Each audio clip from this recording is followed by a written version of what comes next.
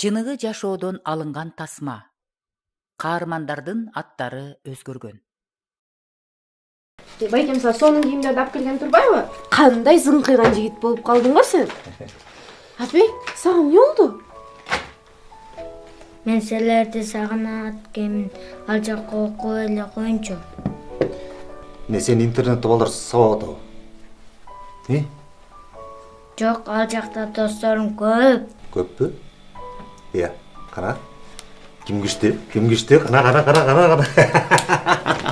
Азамат, сендей күчтүү, чоң, акылдуу балдардын достору көп болот. Сагынба, макулбу? Барын салдыңбы? Ооба, барын салдым. Эжеке сертең менен эстап келдиген. Сиз алып келген жаңы кийимдерди салам, анан баары даяр болот. Жактыбы бар? Бар жакты, рахмат байке, аябай жакты. Мен сага бат-бат барып турам, макулбу? Анан каникулга чыкканымда экөөбүз көпкө чейин барабыз бирге. Ооба. Анакей, муну алгының дагы көпкө ойногон. Мээң күчтүү болот, катуу болот. Акылдуу болосуң, макулбу? Жей кой. Бар ойнерейми?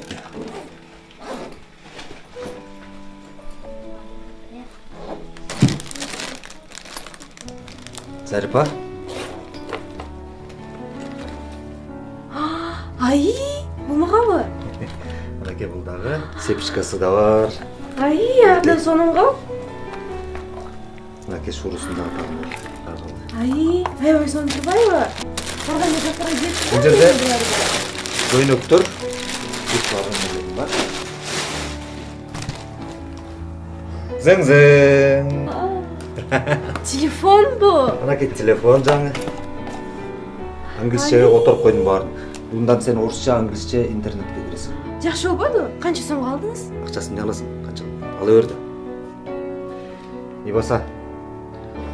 Айылдагы мугалимиң менен сүйлөштүм. Аттестатың менен паспортуңа акча салып берди. Сен азырынча ушул жерде иштеп тур. Кийинчерээк чач тараш болобу, же швея болобу, же ашпозчу болобу. 1-2 айлык курстарга окутам, макулбу? Макул. Андан кийин көрүп жатабыз. Чоң рахмат.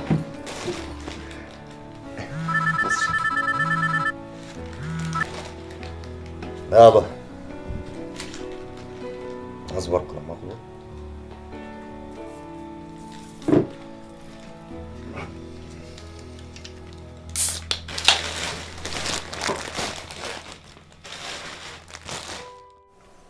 Зарипа, батириңдин акчасын төлөп кой. Жакшылап окуп тур, макулбу?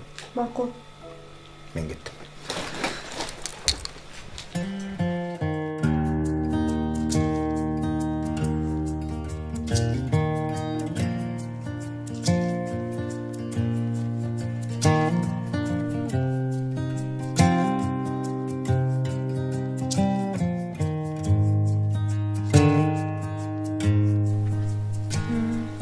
Куду кыздар менен таанышам.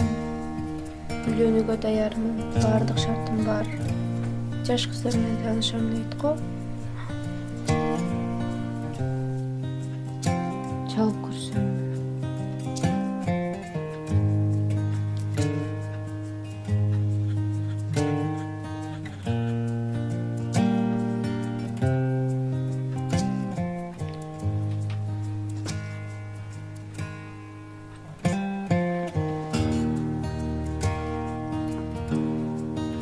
Алло? Саламатсызбы? Ооба. Атым Зарипа.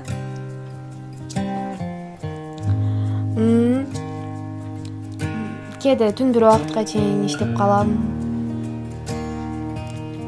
Ооба. Макул.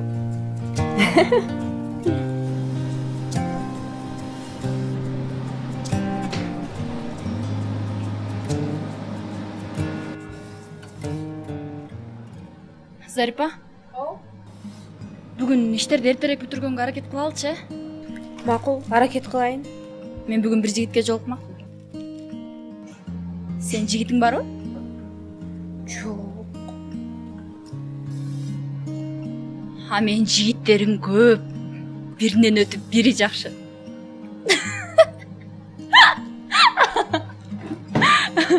бек тамаша. Сүйүнүн көзү сокур дешет го. Ошо чынбы? Жок ай. Ким айтат антип? Сүйүнүн көзү деген чоң, чек-чегин. Койчу. Кантип эле? Эгер сен периштелердин тили менен сүйлөсөң, же бир укмуштуудай билимге ээ болсоң, байлыгыңдын баарын ар кимге чачып, анан бирөө үчүн өзүңдү отко таштап, өлүмгө да даярмын деп, бирок сүйүң жок болсо, анда сен каңгыраган эле жессиң. А сүйүнүн көзү кандай болот? Сүйүнүн көзү деген өз пайдасын издебей, жамандык кылбай, өзүнүн жанындагы адамды жогору коет. А адамдар көргөн көзүбүз, уккан кулагыбыз менен сүйөбүз. Ошондуктан адамдар сокурбуз. Акылмандар айтмакчы, сүйүүнүн көзү жүрөктө болот. Де. Бул жерде эмнеге иштеп атам билесиңби? Билбейм. Эмнеге? Анткени мен ата-энемдин акчасын алгым келбейт. Ата-энем кадыр барктуу, элге таанымал, жада калса башка элдердин көйгөйүн чечкенге акылдары жеткен акылдуу адамдар.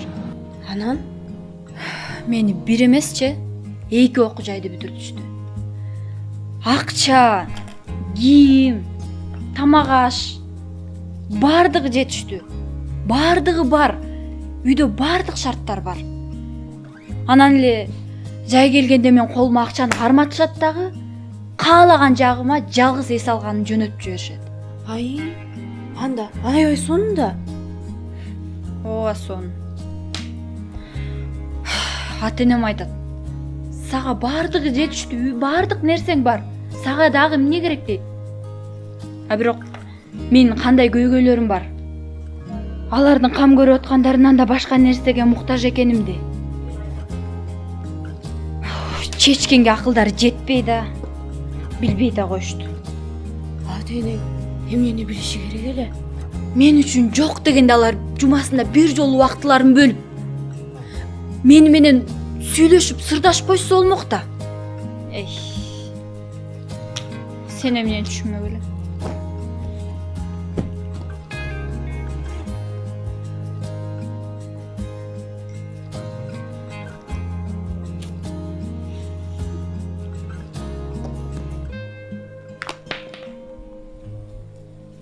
Зарипа, мен кечирип койчу.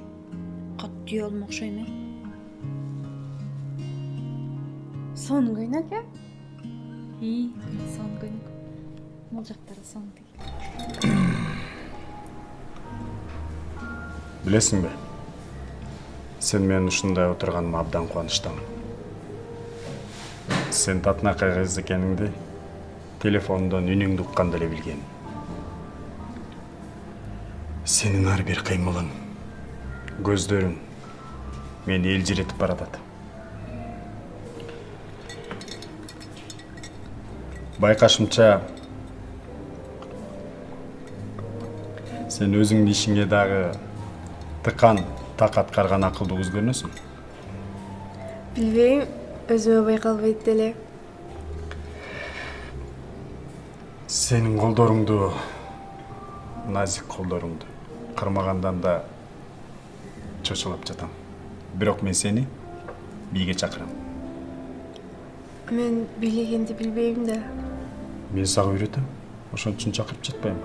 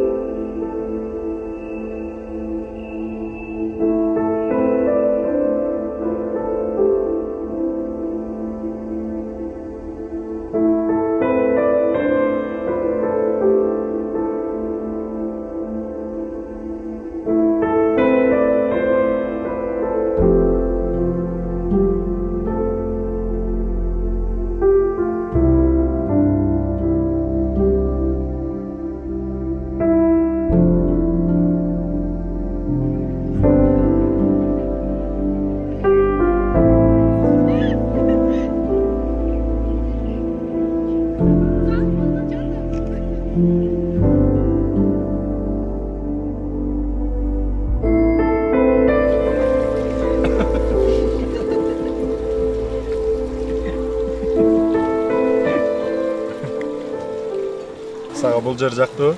Ооба. Аябай кооз жер экен, мен мындай жерге биринчи жолу келишим. Бардыгы сен үчүн.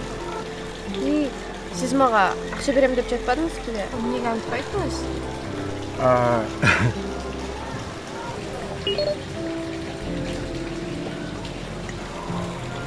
Жөн эле.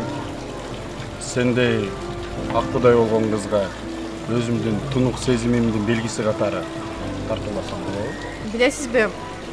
Мага сиздин акчаңызга караганда айтып жаткан ар бир сөзүңүз акчадан да кымбат турат. Анда сен үчүн?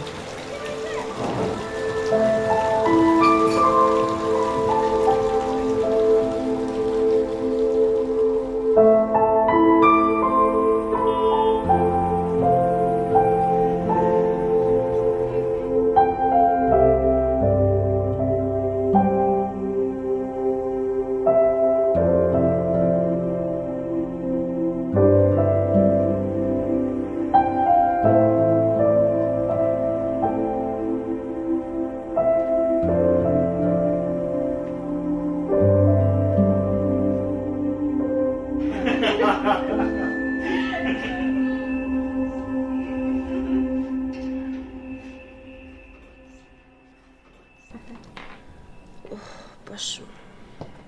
Бүгүн канча упаковка кылабыз? 200 упаковка кылабыз. Салкынай, Ооба. сен актуу болгуң келеби? Ананчы? Эмне болду? Анда сен ата-энеңди кечирдиң да, Ай, жок, ай. Алар тууралуу уккум да, ойлонгум да келбейт. Билесиңби? Качан сен ата-энеңди кечирип, алар менен мамилеңди оңдогондо бактың ачылат. Ата-энелер деле адашат да. Кечирим бул бактылуу жашоонун ачкычы, сыры. Же өзүң айткандай, сенин жүрөгүң сокурбо. А мен ата-энеме баары бир ыраазымын. Мен жарык дүйнөгө алып келишкенине. Атамдын кайда экенин билбейм. Аны сагындым, көргүм келет. Кетилерди алып келе калсаң айкын. Раз бүтүп калды да.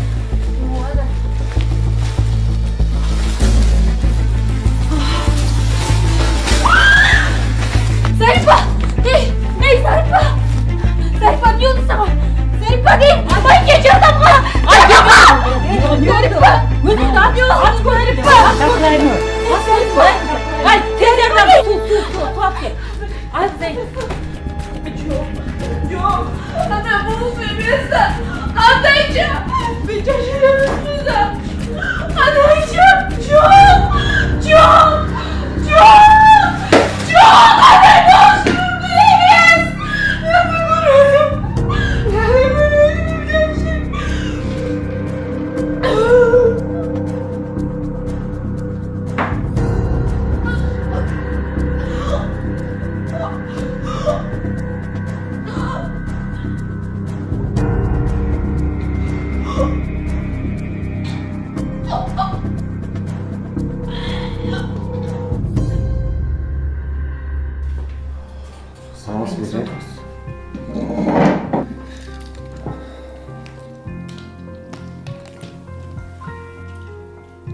Бул кыздын кимиси болосуз?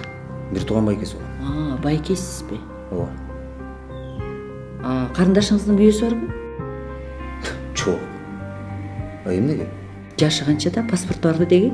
Жакында 16-га толот, паспорт алып элек да. Деги айтыңызчы, эмне болду? Сөздүн ачыгы карындашыңыздын боюнда бар экен. Ошон үчүн уксус ичип алып өлөм дептир. Албетте бул сөз сизге оор тийип атат.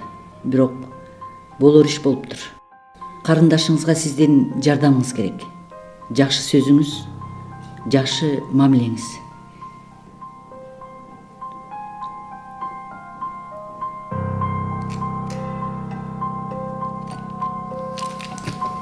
Рахмат.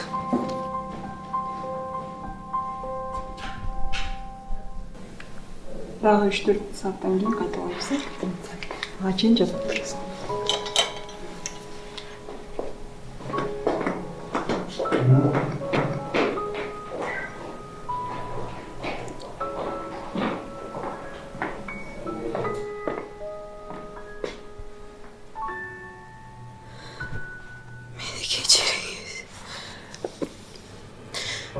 кечириңиз. Болду Зарипа, болду. Мени сүйгөн көңүл бурган адамды таптым окшой деп ойлогом. Бирок мени алдап кетти. Мен сага ишенем. Сен мындайын жаңылбайсың. Болду ыйлаган, мен сени жакшы көрөм. Зарипа. Жашам. Сен күчтүү кызсың, болду. Болду, Зарипа, ыйлама. Болду, баары жакшы болот, ыйлама.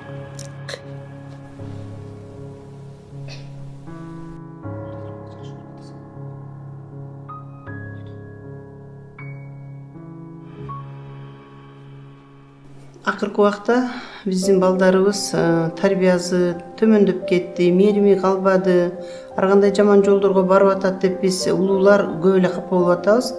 Чындыгында мунун бардыгы улуу адамдардан, өзүбүздөн көп көз каранды экенин унутуп калдык. Себеби дегенде эгерде алып көрсөк, могу тышта алган балдарды, ата энеси жок чоңойгон, же болбосо ата энеси эрте күндө каза болуп калып, жетим калып, ар кандай үйлөрдө чоңойгон балдарды алып көрсөк, аларга эмне жетпейт? Аларга ата эненин жылуулугу, мээрими, алардын жолго салган тарбиясы жетишпейт экен. Андай балдарды кийин бир башка бир үй бүлөгө барса, же бир жакшынакай коомго аралашса дагы, аларды тойдуруп, курсагын карап, кийимин кийгизе алабыз, бирок аларды тарбиялагандан, аларга мээрим төккөндөн өтө эле кечигип калганыбыз сезилип атат да. Андай балдар кийинки убакта өзүнчө өз алдынча бир оокат кылып кеткенге өтө эле кыйналып калышат экен. Эгерде кыз төрөлүп, энеси өлүп калып, бир туугандар алып кетсе, баягы эненин жылуулугу жок, баары бир сүйүүгө тойбогондугу көрүнүп турат. Кийинки турмушка курганда ал ошол өзүнүн ичине тойбогон, эси чөйчөккө толбогон нерсени кимге төгүп бере алат? Ал ошол жерге барганда өзүнүн баркын билбестен, өзүнүн кандайдыр бир дайыма мындай киши менен кенен отуруп сүйлөшкөндөн алыстап, алар көбүнчөктү стресске, депрессияга абдан жакын балдар болуп чоңуйушат экен да. Биз айтабыз, мектеп жооп бериш керек, коом жооп бериш керек, ден соолугу начар болсо врачтар жооп бериш керек деп. Чын-чынына келгенде мунун бардыгы ата эненин үйүнөн, баланын төрөлгөн күнүнөн баштап, улуу инсандар, ата энелер, баягы мен иш менен занят болуп отурам деп даже тирүү ата энеси туруп дагы кээ бир балдар башкача тарбия алып калып атат. Себеби дегенде биринчи биз аларга тамак бермей, курсагын тойгузмай деп эле эң негизги биздин энелик милдетибиз болгон тарбия берүү, мээрим берүү милдетибизди унутуп баратабыз да. Урматтуу ата энелер, силерге кайрыларым, как эне катары, как үй бүлөлүк психолог катары балдарыбыздын тарбиясына, балдарыбыздын бактысына, келечегине, алардын ден соолугуна биз бирөөлөрдү милдеттүү дебестен биз өзүбүз кам көргөнгө аракет кылышыбыз керек. Ар бир үй бүлө, ар бир ата эне эгерде балаң бактылуу болуп, келечекте жакшынакай, тарбиялуу, билимдүү, илимдүү, ыймандуу бала болуп чоңойсо, ал сенин гана бактың, ата эненин гана бактысы. Алар кылган бүт жакшылыгы биз үчүн гана арналарын билишибиз керек. Ата энелер да, балдарыбыз да сүйүүгө, мээримге, бирөөнүн көңүл бөлүүсүнө муктажбыз. Бирок тилекке каршы өз убагында, керектүү учурда бири-бирибизге сүйүү бере албаганыбызда, башка жактан сүйүү, жакшы мамиле издеп адашууларга, жагымсыз окуяларга туш болобуз. Бирок жеткилең, ченемсиз, ыйык сүйүү жараткан Кудайда. Ал гана сени чыныгы, таза сүйүүгө толтура алат. Ошондо сен да башкаларга чыныгы, жамандыкты ойлобогон, эсептешпеген таза сүйүүнү бере аласың. Ошон үчүн эң биринчи Кудай сени сүйө турганын бил.